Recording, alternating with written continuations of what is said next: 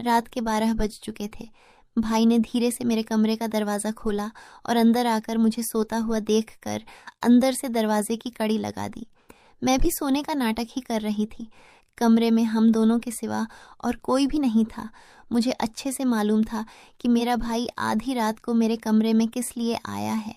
मैं भी बिस्तर पर आंख बंद करके ऐसी पड़ी थी जैसे बहुत ही गहरी नींद में हूँ।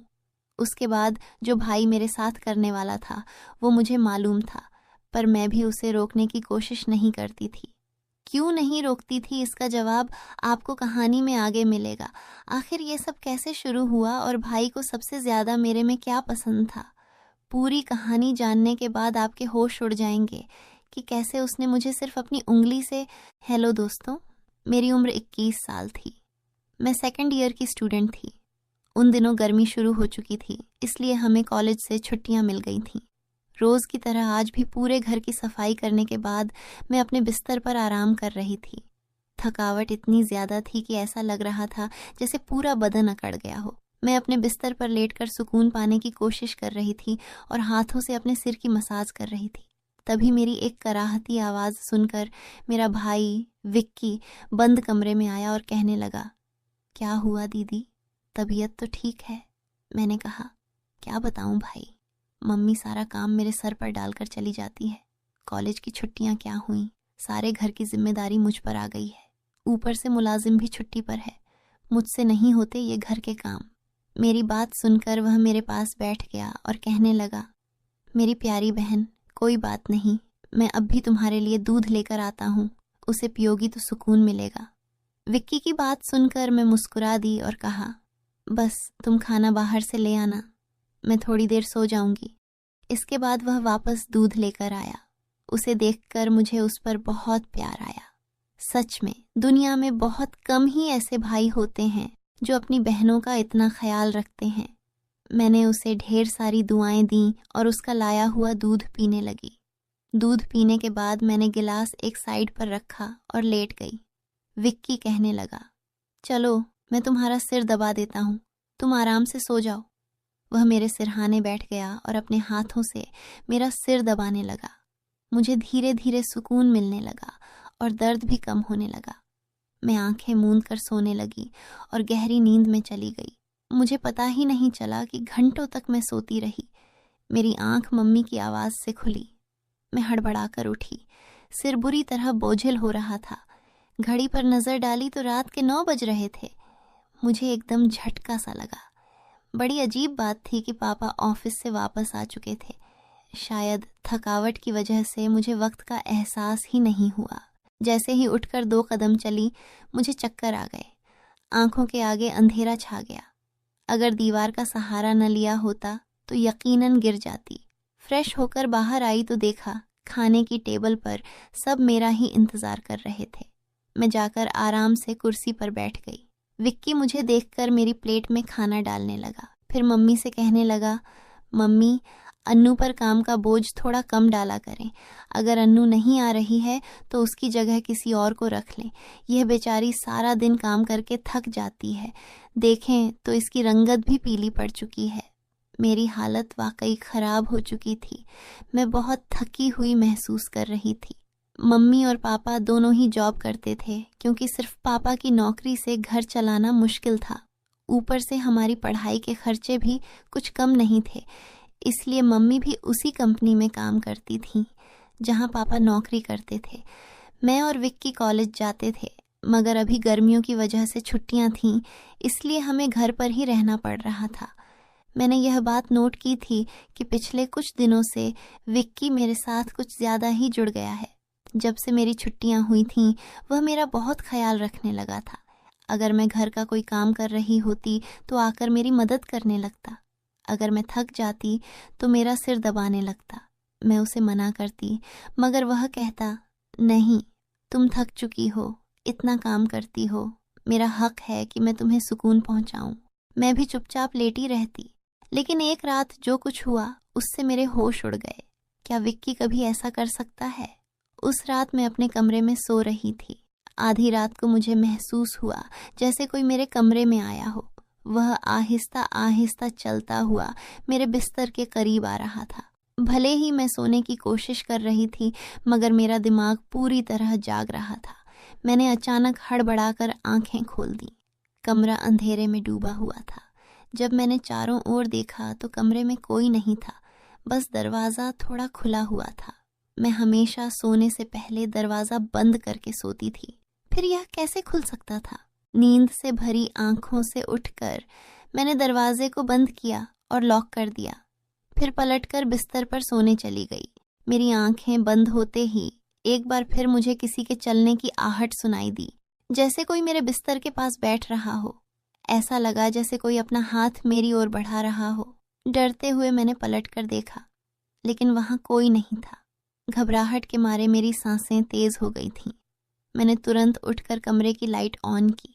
दरवाज़ा खोलकर बाहर भी देखा, मगर वहां भी कोई नहीं था। आज से पहले ऐसा कभी नहीं हुआ था जो अब हो रहा था। मुझे प्यास लगी तो मैं कमरे का दरवाज़ा खोलकर बाहर निकली। उसी वक्त विक्की भी अपने कमरे से बाहर निकला। मुझे देखकर उसने पूछा, क्या बात है, आप अभी तक जाग रही हैं?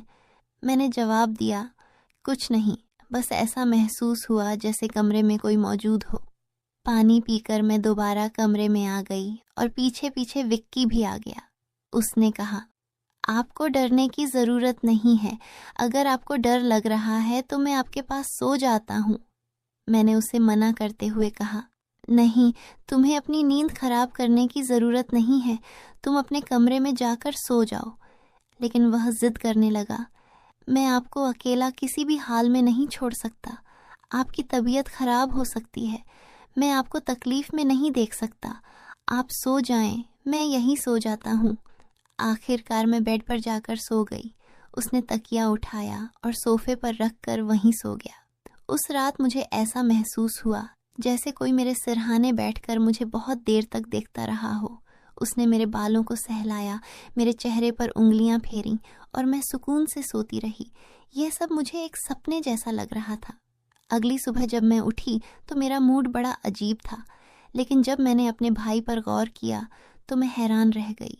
शुक्र था कि मैंने अपने जिस्म को दुपट्टे से ढक रखा था। मेरी कमीज बेतरतीब हो चुकी थी। मुझे हैरत हुई क्योंकि आज से पहले मैं कभी इस तरह इतनी गहरी नींद में नहीं सोई थी। आज मैं थोड़ी खुश भी महसूस कर रही थी, लेकिन इसकी वजह समझ नहीं आ रही थी।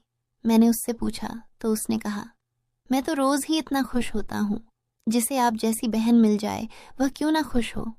घर के सारे काम निपटा कर जब मैं बैठी तो विक्की तेल लेकर मेरे पास आ गया। कहने लगा, अन्नू दीदी, अपने बाल खोल लीजिए, मैं आपके सिर में मसाज कर देता हूँ। मुझे उसकी हरकतें अजीब लगने लगीं। मैंने कहा, यह तुम्हारा काम नहीं है, जाओ अपने दोस्तों के साथ घूमो फिरो, मुझे मसाज की ज़रूरत नहीं है। मगर उसने मेरी बात नहीं मानी और खुद ही मेरे बालों से कैचर उतारते हुए कहने लगा, आप नखरे मत किया करें। किस्मत वालों को ही ऐसे भाई मिलते हैं। जब आपका भाई आपके खूबसूरत रेशमी बालों में मसाज करना चाहता है तो आपको क्या समस्या हो सकती है। आ जाइए, मैं आपके सिर की मसाज कर देता हूँ, आपको बहुत सुकून मिलेगा। वह मुझे उठाकर कमरे में ले गया। मैं बेड पर तकिया रखकर लेट गई। मेरे बाल बेड से नीचे लटक रहे थे। वह मेरे सिरहाने बैठकर मेरे बालों की मसाज करने लगा। विक्की मुझसे 4 साल छोटा था, लेकिन मुझे नाम से ही बुलाता था। उसने कहा, आप इतनी प्यारी हैं कि आपको देखकर दिल करता है कि आप हमेशा इसी तरह मुस्कुराती रहें और मैं आपकी लाड उठाता रहूं। वह मेरे बालों की मसाज कर रहा था और उसके हाथों में जैसे जादू था। मुझे इतना अच्छा लग रहा था कि मैं धीरे धीरे नींद की वादियों में खोने लगी। तेल की खुशबू भी बहुत ज़बरदस्त थी। मैंने उससे पूछा, यह कौन सा तेल है? वह बोला, यह बहुत ही ख़ास तेल है, ख़ास आपके लिए। आपके जो इतने हसीन बाल हैं ना, ये उन्हीं बालों के लिए बना है। उसकी बातें बहुत प्यारी थीं। हालांकि मैं समझ नहीं पा रही थी कि वह किस लहजे में बात कर रहा है। बहरहाल मसाज के दौरान ही मैं गहरी नींद में खो गई। कुछ देर बाद जब मेरी आंख खुली तो मेरा पूरा बदन दर्द से टूट रहा था। ऐसा लग रहा था जैसे मेरी टांगों पर बहुत ज़्यादा वजन रखा गया हो। पूरे बदन में दर्द सरक रहा था। मैं धीरे धीरे उठकर बैठी और आसपास देखने लगी। मेरी हालत अजीब थी। जब मैंने खुद पर गौर किया तो देखा कि मैं पूरी तरह भीगी हुई थी।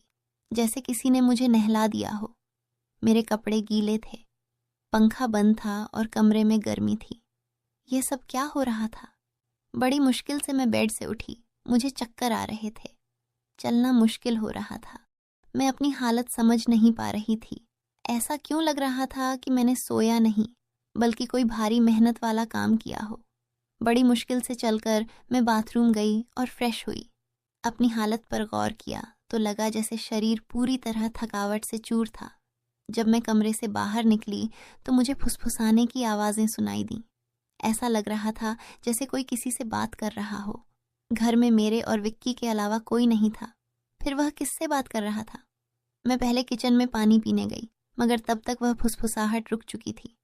मैं किचन के दरवाजे के पास खड़ी थी जब मैंने बैठक से किसी को निकलते देखा।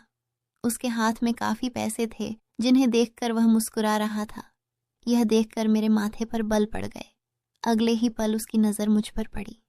मुझे देखकर उसने कहा, अन्नू, आप उठ गईं? मैं उसकी तरफ धीरे धीरे चलकर गई। वह हड़बड़ाकर पैसों को अपनी पैंट की जेब में डालने लगा, मगर मैंने उसका हाथ पकड़कर उन पैसों को सामने लाकर पूछा, इतने पैसे तुम्हारे पास कहाँ से आए? वह नजरें झुका चुका था। धीरे से कहने लगा, आप प्लीज पापा को मत बताना। मैं ताज्जुब में थी कि उसने यह पैसे पापा को क्यों नहीं दिए। मैंने सख्ती से पूछा तो वह सहम गया। उसने कहा, ये पैसे तो पापा के एक दोस्त ने कई साल पुराने कर्ज के रूप में लौटाए थे। मैंने सोचा था कि इनसे मोबाइल खरीद लूंगा, लेकिन उसने पैसे मुझे थमा दिए। मैंने उसे डांटते हुए कहा, हाँ, तुमने अच्छा किया। घर के हालात देखो किस कदर खराब हैं। हमारे माँ बाप दोनों नौकरी कर रहे हैं और तुम मोबाइल खरीदने की बात कर रहे हो। वह शर्मिंदा हो गया। उसी रात मैंने वे पैसे पापा को दे दिए। उस रात विक्की मुझसे कोई बात नहीं कर सका और जल्दी सोने चला गया। अगले दिन मैं किचन में काम कर रही थी जब विक्की अपने दोस्तों के साथ घर में दाखिल हुआ। मैं यह देखकर हैरान थी कि वह अपने दोस्तों को सीधा लाउंज में ले आया था। उस वक्त मैं दुपट्टा उतारकर बर्तन धो रही थी। जैसे ही वे सब हंसते हुए अंदर आए, मैंने तुरंत दुपट्टा ओढ़ लिया। मैंने उसे समझाने की कोशिश की, यह क्या तरीका है? तुम जानते हो इस वक्त मम्मी पापा घर पर नहीं हैं, फिर भी तुम इन लोगों को घर ले आए हो। विक्की तुनक्कर बोला, ये मेरा घर है। जब आपको मेरा ख्याल नहीं है तो मैं आपका ख्याल क्यों करूं? अच्छा, खाना तैयार करो। ये मेरे बहुत ख़ास दोस्त हैं। वह मुझसे काफ़ी नाराज़ लग रहा था, मगर अब मैं क्या करती? खाना तो बनाना ही था। मैं उसके दोस्तों के लिए खाना बनाने लगी। तभी वह बोला, खाना परोसने भी तुम खुद ही आओगी। विक्की का यह रवैया मुझे हैरान कर रहा था। छोटी सी बात पर वह इतना कैसे बदल सकता था? मैंने खाना टेबल पर लगा दिया। मैंने गौर किया कि उसके दोस्त बार बार मुझे घूर रहे थे। वे सभी विक्की की उम्र से बड़े लग रहे थे और अजीब तरीके से मुझे देख रहे थे, जैसे मुझे निगल ही जाएंगे। मैं डरकर अपने कमरे में चली गई और खुद को बंद कर लिया। जैसे ही वे गए, मैं विक्की पर फट पड़ी। दोबारा तुम्हारे ये दोस्त इस घर में नजर नहीं आने चाहिए। मगर वह अगले ही पल मेरे गाल थाम कर कहने लगा, इतना गुस्सा कहाँ से आता है? वे दोबारा नहीं आएंगे, लेकिन आप इस बारे में मम्मी पापा को कुछ नहीं बताएंगी। विक्की के इस बर्ताव से मैं परेशान हो गई। वह कभी प्यार जताने लगता था तो कभी चिढ़ने। बहरहाल मैंने हामी भर दी और अपने कमरे में चली गई। मुझे विक्की की हरकतें दिन ब दिन अजीब लगने लगी थीं। उस रोज़ भी जब मैं अपने कमरे में आराम करने के लिए सोई तो अचानक मुझे अपने पैरों पर किसी के हाथ महसूस हुए। मैंने चौंक कर आंखें खोलीं तो देखा कि विक्की मेरे पैरों को अपनी गोद में रखकर मसाज कर रहा था। मैंने तुरंत उसे ऐसा करने से मना किया, मगर वह कहने लगा, मैं जो कर रहा हूँ मुझे करने दो। इस घर में एक मैं ही हूँ जिसे आपकी इतनी फिक्र है। मम्मी पापा को तो काम से ही फुर्सत नहीं है। मैं भी थक चुकी थी। आंखें बंद की और सोने लगी। विक्की के हाथों की मसाज से मुझे नींद आ गई, लेकिन जब मेरी आंख खुली तो मेरे होश उड़ गए। मेरा सिर बुरी तरह चकरा रहा था। बिस्तर की चादर बिल्कुल बेतरतीब हो चुकी थी। बिस्तर पर एक शर्ट और एक मेल परफ्यूम पड़ा था। यह सामान किसका था? मैं कुछ बोल नहीं सकी। मेरे सिर में इतनी तेज दर्द था कि मैं फिर से बिस्तर पर गिर गई। ऐसा लग रहा था जैसे किसी ने मुझे बेहोशी की दवा पिला दी हो। पास में फुसफुसाने की आवाजें आ रही थीं, मगर कौन बोल रहा था यह मैं पहचान नहीं सकी। मुझे सिर्फ विक्की की आवाज़ सुनाई दे रही थी। ऐसा लग रहा था जैसे वह मेरे कमरे में मौजूद हो और मुझे उठाने की कोशिश कर रहा हो। कुछ देर बाद जब मेरी आंख खुली तो सारा दृश्य मेरी नज़रों के सामने घूमने लगा। मैंने सबसे पहले बेड की तरफ देखा, जहाँ पहले शर्ट और परफ्यूम पड़े थे, मगर अब वहाँ कुछ भी नहीं था। आज फिर मेरी हालत बहुत अजीब थी। मैं कोई बच्ची नहीं थी जो यह सब कुछ समझ न पाती। घर में मेरे और विक्की के अलावा और कोई नहीं था। फिर मेरे सोने के बाद ऐसा क्या होता था कि मेरा पूरा शरीर पानी से नहला दिया गया हो? सिर्फ इतना ही नहीं, मेरा शरीर दर्द से चूर था और रंगत भी बिल्कुल पीली पड़ चुकी थी। दिन ब दिन विक्की मेरे करीब आने की कोशिश कर रहा था, मगर मैं हर बार कोई न कोई बहाना बनाकर अपने कमरे में चली जाती थी। मेरे दिमाग में अजीब अजीब से विचार आने लगे थे। तबीयत भी काफ़ी ख़राब रहने लगी थी। मेरी हालत देखकर माँ भी परेशान हो गई। उन्होंने कहा कि वह अगले दिन ऑफिस से छुट्टी लेकर मुझे डॉक्टर के पास ले जाएंगी, ताकि पता चल सके कि मुझे क्या समस्या है। उस रात मैं बार बार उठ रही थी और ठीक से सो नहीं पाई। अगले दिन मेरे माता पिता हमेशा की तरह अपने काम पर चले गए। मुझे लगा शायद उन्हें मेरी परवाह नहीं थी। आखिरकार मैं खुद ही डॉक्टर के पास गई। वहाँ अल्ट्रासाउंड से पता चला कि मैं गर्भवती हूँ। यह सुनकर मेरे होश उड़ गए। आखिर यह सब मेरे साथ कौन कर सकता था? विक्की मेरा भाई था, लेकिन फिर मेरे दिमाग में यह बात आई कि मैं उसे सगा भाई समझती हूँ, जबकि वह मेरा सौतेला भाई है। विक्की मेरी माँ की दूसरी शादी से था, जबकि मैं उनकी पहली शादी की औलाद थी। इस तरह की बातें मुझे गलत सोचने पर मजबूर कर रही थीं। मुझे समझ नहीं आ रहा था कि यह बात मैं अपने माता पिता को कैसे बताऊं। विक्की जब भी मेरे पास बैठता तो कभी मेरा हाथ पकड़ता तो कभी मेरे गाल खींचने लगता। मैं पहले इन बातों को हल्के में लेती थी, मगर अब सब कुछ अलग नजर आ रहा था। एक दिन मैं अस्पताल गई और अबॉर्शन से पहले डॉक्टर से कहा कि इस बच्चे का डीएनए टेस्ट किया जाए। डॉक्टर ने रिपोर्ट दी और जब मैंने उसे देखा तो मेरी सांसें थम गईं। जो मैं सोच रही थी वैसा कुछ भी नहीं था। बच्चा विक्की का नहीं था, लेकिन फिर सवाल उठा, यह किसका था? मैंने इस गुत्थी को सुलझाने के लिए अपने कमरे में मोबाइल का कैमरा फिट कर दिया। मुझे सच जानना था। कुछ दिनों बाद जब माँ पापा घर पर नहीं थे, विक्की फिर मेरे पास आया। उसने मेरे सिर की मालिश शुरू कर दी। मैंने बहुत कोशिश की कि मैं ना सोऊं, मगर तेल में शायद कोई बेहोशी की दवा मिलाई गई थी। जैसे ही मैं उस तेल को सूंघी, बेहोश हो गई। 1 घंटे बाद जब मुझे होश आया तो माँ बाप घर लौट आए थे। मैंने तुरंत अपने कमरे में लगे कैमरे की रिकॉर्डिंग देखी और जैसे ही सच्चाई सामने आई, मेरे पैरों तले जमीन खिसक गई। विक्की मेरे कमरे में अपने घटिया दोस्तों को लाता था। वे मेरे साथ घिनौना बर्ताव करते थे। अपना काम पूरा करने के बाद वे विक्की को पैसे देकर चले जाते। यह देखकर मैं पूरी तरह टूट गई। गुस्से और सदमे में मैं अपने कमरे से बाहर निकली। मैंने विक्की का गिरेबान पकड़ा और थप्पड़ों की बरसात कर दी। मम्मी पापा भी यह सब देखकर दौड़ कर आए। पापा ने मेरे हाथ पकड़ लिए और गुस्से में कहा, होश में हो क्या? पागल हो गई हो? क्यों मार रही हो इसे? मैं रोते हुए चिल्लाई, आप देखिए यह जलील इंसान मेरे साथ क्या कर रहा है। मैंने उन्हें कैमरे की रिकॉर्डिंग दिखा दी। वीडियो देखकर माँ फर्श पर गिर पड़ी। पापा को भी अपनी आंखों पर यकीन नहीं हो रहा था। गुस्से से भरे पापा ने विक्की को पकड़कर पीटना शुरू कर दिया। उसके मुंह और नाक से खून बहने लगा। तभी विक्की गुस्से में चिल्लाया, मैंने इसे कभी अपनी बहन समझा ही नहीं। मुझे पैसों की ज़रूरत थी और लोग इसके लाखों रुपए देने को तैयार थे। मुझे अपनी ज़रूरतें पूरी करनी थी, इसलिए मैंने यह कदम उठाया, अपनी बहन की जिस्म फरोशी करवाई। यह सुनकर मैं अपने कानों पर हाथ रखकर बस रोती रही। पापा ने उसे इतना मारा कि वह लहूलुहान हो गया, मगर जैसे तैसे वह खुद को छुड़ाकर घर से भाग गया। उसके बाद वह कभी भी उस घर में लौट कर नहीं आया। मेरे पेट में पल रहा बच्चा नाजायज़ था। मैंने उसका अबॉर्शन करवा दिया, मगर विक्की ने मेरे साथ जो घिनौना खेल खेला था वह मेरे मन से मरते दम तक नहीं मिटेगा। भाई वही होता है जो आपका सगा हो और आपकी इज्जत करे।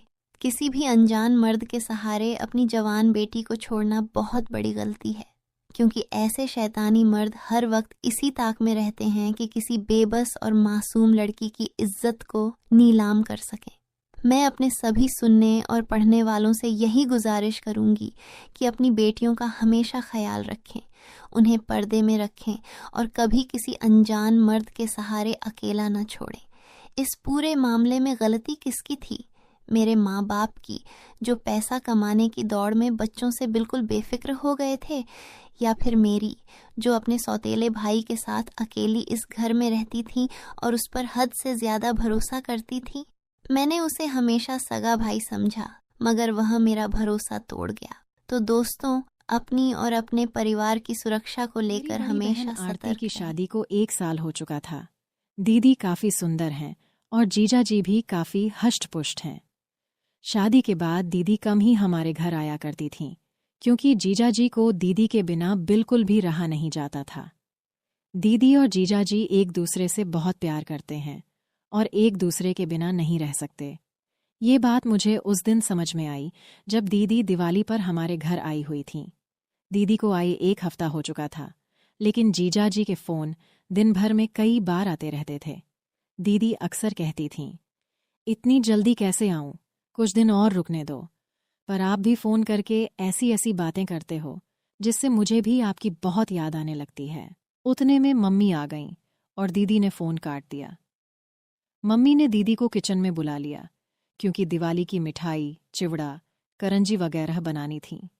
हम सब ने मिलकर शाम तक आधी चीज़ें बना ली थीं और बाकी की मिठाई अगले दिन बनाने का तय हुआ। शाम ढल चुकी थी और मैं खिड़की से बाहर देख रही थी। तभी मैंने देखा कि जीजा जी बाहर खड़े हैं। मैंने जल्दी से दीदी को आवाज़ लगाई। दीदी बाहर आते ही बोलीं, आप तो सच में आ गए। मुझे लगा फ़ोन पर आपने ऐसे ही कहा था। इतने में मम्मी भी आ गईं और बोलीं, मेहमान, आप कब आए? कोई खबर नहीं, कुछ नहीं। पहले बोल देते तो आपकी खातिरदारी के लिए पहले से तैयारी कर लेते। जीजा जी बोले, नहीं सासू माँ, काम से शहर आया हुआ था तो सोचा आप लोगों से मिलते हुए ही जाऊं। मम्मी ने कहा, जाने की बात अभी से मत कीजिए। अभी आए हैं तो खाना पीना खाकर आराम करके सुबह जाना। मैं आपको अभी बिल्कुल नहीं जाने दूंगी। जीजा जी कुछ नहीं बोले और मुझे भी मालूम था कि जीजा जी जाने के लिए नहीं आए हैं। इतने में दीदी पानी लेकर आईं और जीजा जी को पानी देते हुए धीरे से फुसफुसाईं, मुझे अच्छे से पता है कि आप किस लिए आए हैं। 1 हफ्ता भी नहीं रह पाए मेरे बिना। जीजा जी मुस्कुराकर बोले, तुम हो ही ऐसी। यह सुनकर दीदी शर्माकर मुस्कुराईं और वहां से चली गईं। थोड़ी देर में खाना बनकर तैयार हो गया। हम सब ने साथ में खाना खाया और बातें करते करते रात बिताई। जीजू का बिस्तर बाजू वाले कमरे में लगाया गया था और सबको अब सोने की तैयारी करनी थी। घर के सारे लोग अपने अपने कमरे में सोने चले गए थे, लेकिन मैं, दीदी और जिज्जू अब भी सोफे पर बैठे टीवी देख रहे थे। टीवी पर हम आपके हैं कौन मूवी चल रही थी, जो मुझे बहुत पसंद थी और दीदी को भी। थोड़ी देर में जिज्जू ने उबासी लेते हुए कहा, बाप रे, मुझे तो बहुत नींद आ रही है। दीदी ने मन ही मन मुस्कुराते हुए जवाब दिया, तो फिर जाइए ना, बाजू वाले कमरे में आपका बिस्तर लगा दिया है, आराम कर लीजिए। मैं मूवी देखकर बाद में आ जाऊंगी। जीजू का चेहरा देखने लायक था। वो थोड़ा खींचकर कमरे की ओर चले गए। मुझे और दीदी को हंसी आ रही थी, लेकिन हमने कुछ नहीं कहा। हम दोनों मूवी देखने में लगे हुए थे। कुछ देर बाद दीदी ने मुझसे कहा, छोटी, मुझे भी अब नींद आ रही है, मैं सोने जा रही हूं। मैंने तुरंत कहा, दीदी, अगर तुम भी चली जाओगी तो मुझे डर लगेगा। तुम्हें पता है ना, रात में मुझे अकेले डर लगता है। दीदी थोड़ा ठिठकीं और बोलीं, ठीक है, थोड़ी देर रुक जाती हूँ। उसी वक्त जिजू ने कमरे से आवाज लगाई, आरती, पानी चाहिए। दीदी ने तुरंत कहा, रुको छोटी, मैं तुम्हारे जिजू को पानी देकर आती हूँ। मैंने कहा, ठीक है, पर जल्दी आना। दीदी किचन से पानी की बोतल लेकर जिजू के कमरे में चली गईं। मैंने सोचा, अभी आएगी, अभी आएगी, लेकिन 5 मिनट बीत गए और पूरे घर में मुझे कोई नजर नहीं आया। डर के मारे मैंने दीदी को आवाज दी। थोड़ी ही देर में दीदी कमरे से बाहर आईं। उनकी साड़ी थोड़ी अस्त व्यस्त थी, बाल बिखरे हुए थे और सांसें तेज चल रही थीं। मैंने घबराकर पूछा, दीदी, इतनी देर क्यों लगा दी? मुझे डर लग रहा था। दीदी ने हंसते हुए कहा, अरे वो कुछ नहीं, तुम्हारे जीजू को बहुत प्यास लगी थी, इसलिए पानी देने में थोड़ा समय लग गया। इतने में जीजू कमरे से बाहर आए और बोले, अरे, मेरे फ़ोन की बैटरी खत्म होने वाली है, क्या तुम मेरे लिए चार्जर ला दोगी? दीदी ने जवाब दिया, ठीक है, देखती हूँ, आप यहीं रुकिए।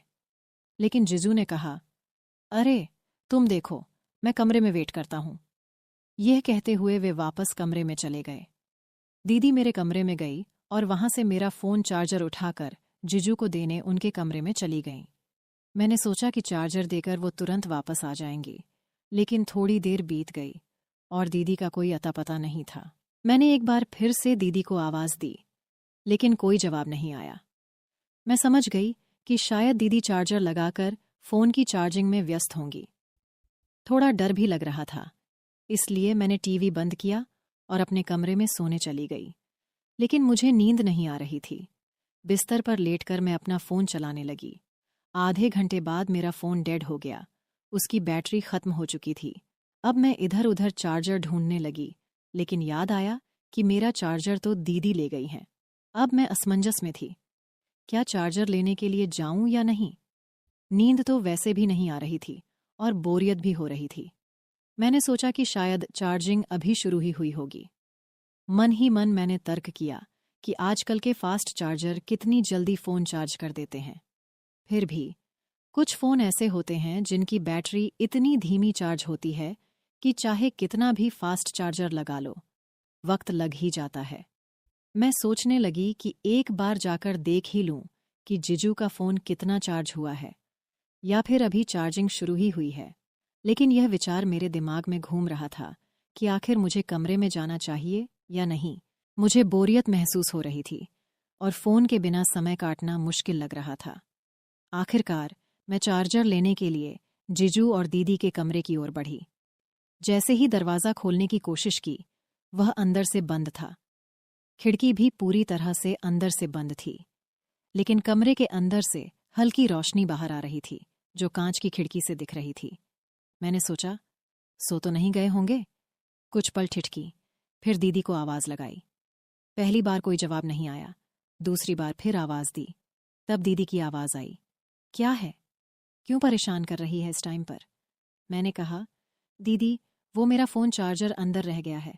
मेरा फ़ोन बंद हो गया है, चार्जिंग करनी है। जीजू का फ़ोन चार्ज हो गया हो तो मुझे चार्जर दे दो।